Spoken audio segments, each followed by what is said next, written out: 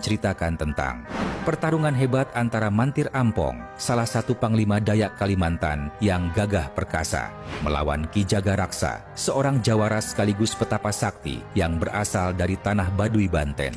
Namun, sebelum masuk ke inti ceritanya, mari terlebih dahulu kita mengetahui asal mula perkara sebelum kejadian.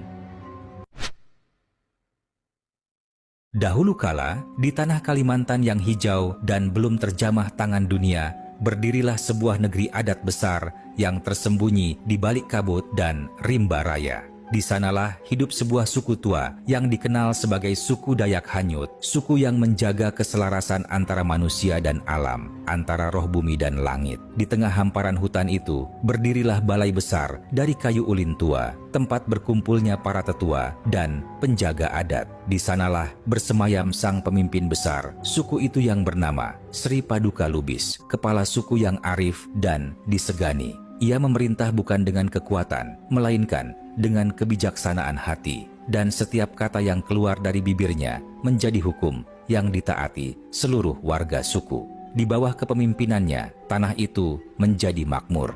Ia membawa sukunya hidup dalam keseimbangan antara dunia manusia dan dunia roh. Sri Paduka Lubis memiliki seorang putri tunggal yang bernama Nyi Risa Bungai, bunga desa yang menjadi kebanggaan seluruh kaum Dayak. Banyak yang percaya kelak dialah yang akan menggantikan sang ayah memimpin negeri hutan itu. Namun dalam semua kedamaian itu, langit seolah sedang menyiapkan takdir lain. Pada suatu malam, Nyi Risa Bungai bermimpi. Dalam mimpinya, ia berjalan di atas tanah bercahaya, melewati lembah dan gunung, hingga tiba di sebuah hutan yang tidak dikenalnya. Di tengah hutan itu tumbuh sebatang bunga berkelopak 7 warna, memancarkan sinar seperti matahari kecil, dan dari balik kabut muncul sosok-sosok leluhur berselendang cahaya. Mereka berbisik lembut, "Wahai darah suci Dayak, ketahuilah, di tanah jauh yang bernama Banten, di hutan sakral yang dihuni suku Baduy, tumbuh bunga yang dinamai Kembang Jaya Kusuma. Barang siapa memakannya, maka mereka akan hidup panjang, awet muda, dan kekuatannya tiada tertandingi."